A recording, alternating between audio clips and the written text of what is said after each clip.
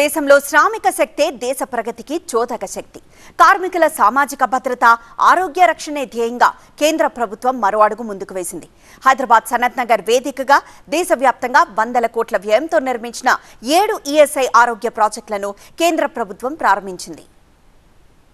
దేశవ్యాప్తంగా ఉన్న ఈఎస్ఐ లబ్ధిదారులకు అత్యాధునిక వైద్య సేవలు అందించేందుకు కేంద్ర ప్రభుత్వం శ్రీకారం చుట్టింది. హైదరాబాద్ లోని సనత్ నగర్ నుంచి వర్చువల్ విధానంలో దేశవ్యాప్తంగా 7 ఈఎస్ఐ ఆరోగ్య ప్రాజెక్టులను కేంద్ర మంత్రి మన్సుఖ్ మాండవ్య ప్రారంభించారు. సుమారు 668 కోట్ల వ్యయంతో అసోం, తమిళనాడు, ఆంధ్రప్రదేశ్, గుజరాత్, రాజస్థాన్ రాష్ట్రాల్లో కొత్త ఆసుపత్రులు, డిస్పెన్సరీలు, కార్యాలయాలను జాతికి అంకితం చేశారు. ముఖ్యంగా సనత్ నగర్ లో 211.13 కోట్ల వ్యయంతో నిర్మించిన నూతన ఓపీడీ బ్లాక్ ను మంత్రి ప్రారంభించారు.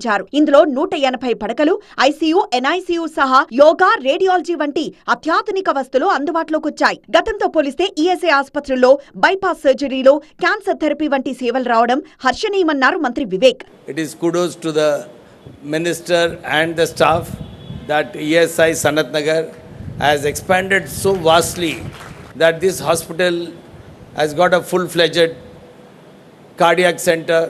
They are doing bypass operations. They have got a very good dialysis unit and the latest therapy for cancer patients in this hospital. గత 10 ఏళ్లలో ఈఎస్ఐ లబ్ధిదారుల సంఖ్య రెట్టింపైందని కేంద్ర మంత్రి మన్సుఖ్ మాండవ్య స్పష్టం చేశారు. కార్మికుల సంక్షేమం కోసం 29 పాత లేబర్ కోడ్లను రద్దు చేసి నూతనంగా 4 లేబర్ కోడ్లను అమల్లోకి తేవడంతో పాటు ప్రమాదాలు లేదా దీర్ఘకాలిక వ్యాధుల బారిన పడే కార్మికులకు పూర్తి ఆర్థిక భరోసా కల్పించేలా సంస్కరణలు తెచ్చామన్నారు. మరోవైపు ఆంధ్రప్రదేశ్ లోని విజయవాడ గుణదల ఈఎస్ఐ ప్రధాన ఆసుపత్రిని ఎంపీ కేశినేని చిన్ని సందర్శించారు. అక్కడ సిబ్బంది కొరత, ఇతర మౌలిక వస్తువుల సమస్యలపై డాక్టర్లు, నర్సులతో చర్చించారు. విజయవాడ ఈఎస్ఐ పరిధిలో దాదాపు 3 లక్షల మంది కార్డ్ హోల్డర్లున్నారని, కేంద్ర ప్రభుత్వం ఈఎస్ఐ పరిమితి బేస్ శాలరీని పెంచడంతో లబ్ధిదారుల సంఖ్య మరింత పెరగనుందని ఎంపీ చిన్ని చెప్పారు. సుమారు 3 లక్షల కార్డు హోల్డర్లు ఇక్కడ వారి సేవలను వినియోగించుకుంటున్నారు.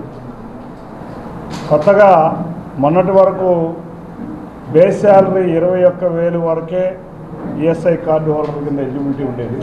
దాన్ని మన కేంద్ర ప్రభుత్వం 42,000 మందికి తీసుకువెళ్ళటం జరిగింది. దానిలో భాగంగా ఇవాళ ఉన్న కార్డు హోల్డర్ల కన్నా సుమారు 2 నుంచి 3 రెట్లు పెరిగే అవకాశాలు ఉన్నాయి.